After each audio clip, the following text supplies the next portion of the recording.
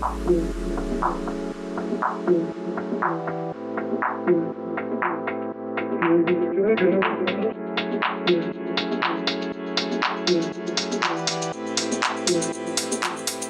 m'appelle Achille Mamadou Diop, je sais, c'est pas du tout vendeur, mais artistiquement et depuis un peu plus de 15 ans, j'ai décidé de me faire appeler Achille. Achille qui est la version espagnole de Achille, Tabarna, mon nom roumain.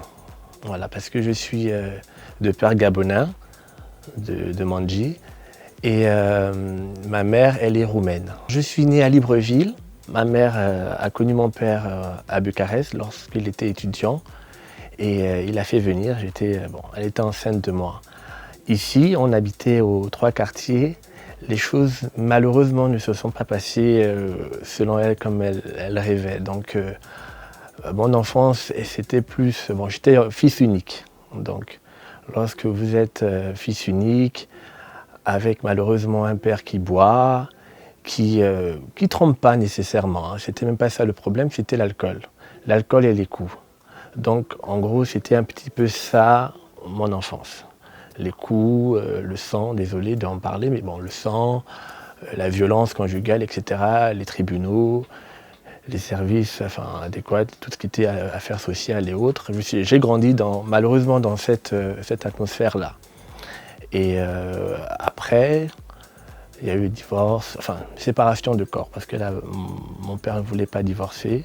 Ils se sont séparés fin 80, début 90. J'ai pardonné mon père depuis. Après, je pense qu'on paye, via le karma, on paye toujours ce qu'on a fait dans le passé. Il faut juste se rappeler ce qu'on a fait. J'ai une petite sœur, elle s'appelle Nelly, et ma mère l'a eue avec un autre monsieur. Et depuis, j'ai vécu avec elle, et c'est maintenant moi qui m'occupe d'elle.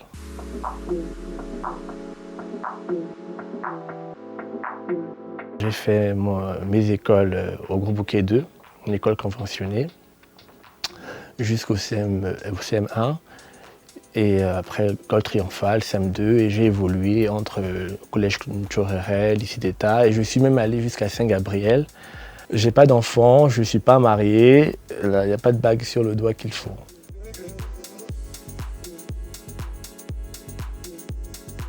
Alors le mannequinat, ça a commencé, c'est pas que ça a commencé, c'est qu'il y a quelques années, je pense que c'était en 96 ou en 97, j'étais encore au primaire forcément.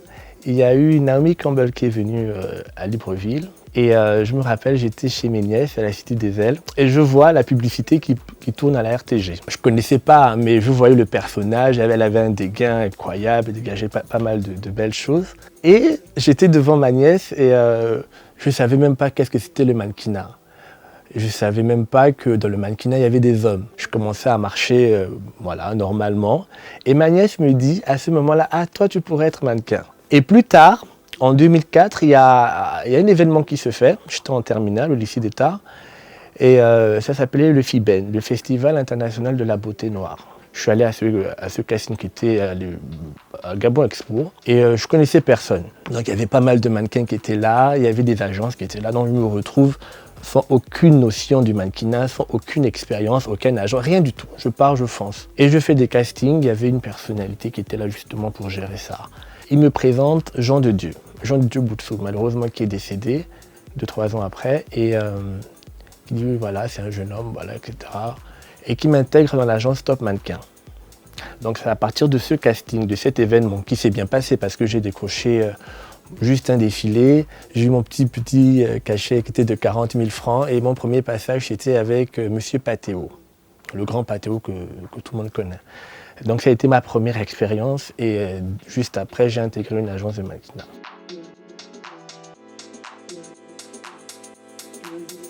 Au départ, quand on a 20 ans, parce que j'avais 19-20 ans quand j'ai commencé, on n'a pas nécessairement un point de vue fixe. Parce que bon, voilà. Mais je crois que j'allais jusqu'au bout. Évidemment, j'ai eu des avertissements, attention, des avertissements de ma mère. Mais elle me disait, écoute, le mannequinat ne paye pas. Évidemment, vous avez 19-20 ans, vous enchaînez les événements, vous défilez pour les grands de la mode gabonaise. Et c'est intense, hein, tout ça. Aujourd'hui, je comprends ce que ça veut dire le mannequinat, la mode ne paye pas. C'est pas payé financièrement, mais à long terme. Elle est éphémère. C'est un métier éphémère. Aujourd'hui, hein, je crois, selon moi, c'est éphémère. Oui, tu commences le mannequinat, tu as 19 ans. Déjà, c'est déjà tard. Il faut commencer 3-4 ans avant. En Afrique, ça ne paye pas. C'est des cachets de 50 minimum, 100 000, 75 000, 85 000. Et encore, il faut avoir tous les 2 semaines un défilé. Malheureusement, ce n'est pas le cas ici au Gabon. Comme moi à l'époque, j'ai bien compris. Et oui, parfois, je me dis que peut-être que j'aurais dû un peu plus écouter ma mère et me concentrer sur autre chose parce que je voulais bien être vétérinaire. Et dans la folie des rêves, être steward. Mais j'ai opté pour ça et voilà, il faut juste assumer et voilà quoi, c'est comme ça.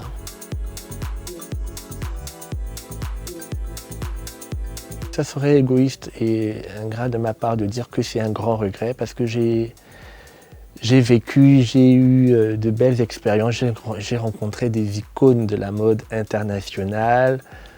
Et je sors de là, en tant que mannequin, je suis sorti de là avec rompu.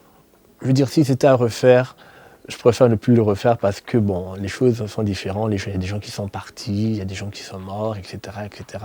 Mon plus grand regret, c'est de ne pas avoir eu un grand frère devant moi, un père devant moi qui pouvait me canaliser, me diriger, comme moi ce que je fais pour ma petite sœur. Donc ce que je fais pour elle, je voulais idéalement que quelqu'un me fasse ça. J'ai eu un côté assez efféminé, comme on dit. Et c'était pas facile. C'était vraiment pas facile parce que j'ai beaucoup souffert de ça.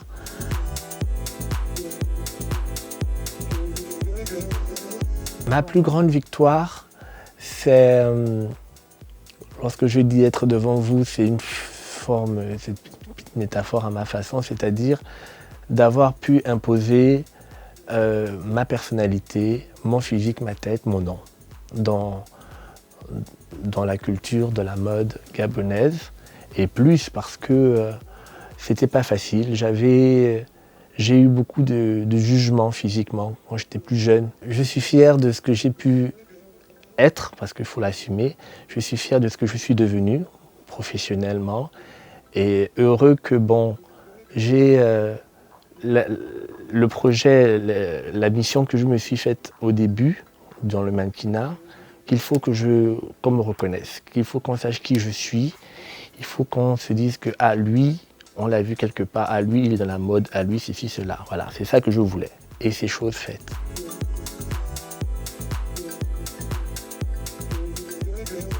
Mon plus beau souvenir dans ma carrière, c'est de manière générale, c'est d'avoir touché un peu de tout, d'être un éventail artistique. J'ai eu la chance de côtoyer Jean-Paul Gaultier, enfin des grands noms de la mode, c'est-à-dire Mani Chaoura, Aziz Nalaya.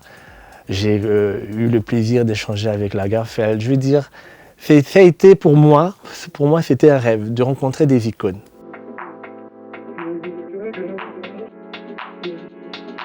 Alors, est-ce que la mode au Gabon a une identité? Il faut dire que ça va être difficile de dire oui et non parce qu'on est brassé par le métissage. Avec la colonisation avant, l'Europe, la France, etc. On n'a pas une identité fixe comme certains pays africains. Il faut oser, il faut prendre des matières par exemple, avoir des idées, les rassembler et proposer quelque chose.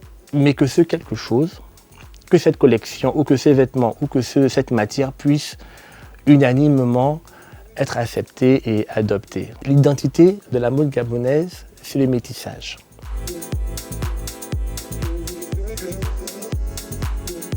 C'est facile d'être mannequin, malheureusement oui, parce que une fille va se regarder devant son miroir, un homme va se regarder devant son miroir, il va dire « Ah, je suis beau ». J'ai des biceps, des pectoraux, tout. La fille, j'ai un beau corps, je suis fine, j'ai une belle poitrine, j'ai des épaules carrées. Enfin, ça encore, c'est un détail. Parce qu'à la maison, au quartier, on va lui dire tu es belle, tu es beau, tu es grand, tu es propre, tu peux être mannequin. Non.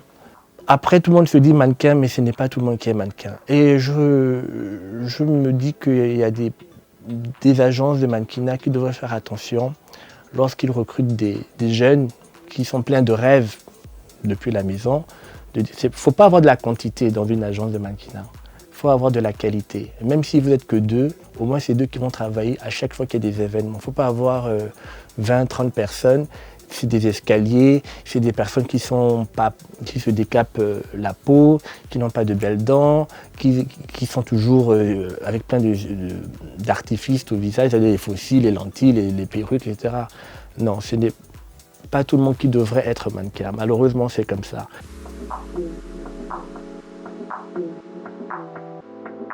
Au Gabon, j'ai défilé pour l'essentiel.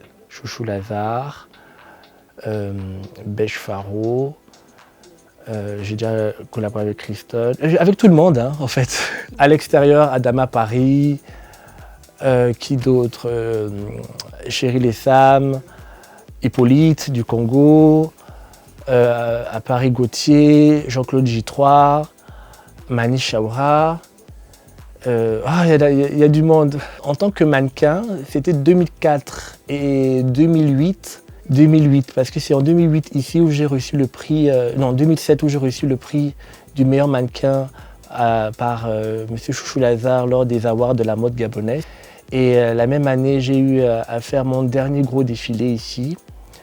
Et c'était bien, c'était pour la première dame, Madame Edith, qui était, c'était retransmis pour le Maroc.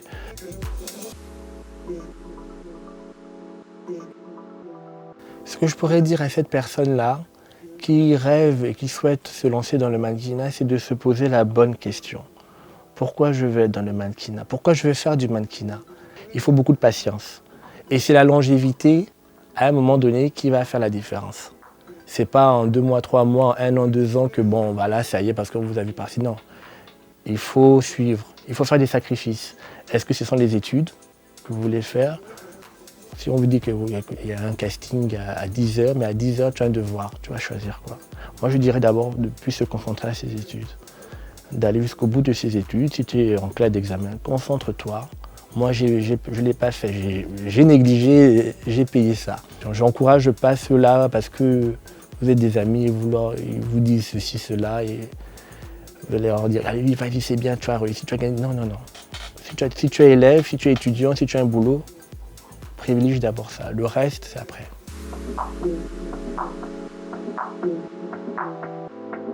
À vous les mannequins du Gabon, croyez en vous, allez jusqu'au bout de vos rêves, donnez-vous les moyens de les vivre et de les concrétiser. Et surtout, posez-vous la bonne question. Est-ce que vous êtes mannequin ou vous êtes juste là comme une cour de récréation? Donc c'est très important. Ne perdez pas de temps et voilà, la vie est belle mais elle peut paraître courte pour pas mal de gens. Merci.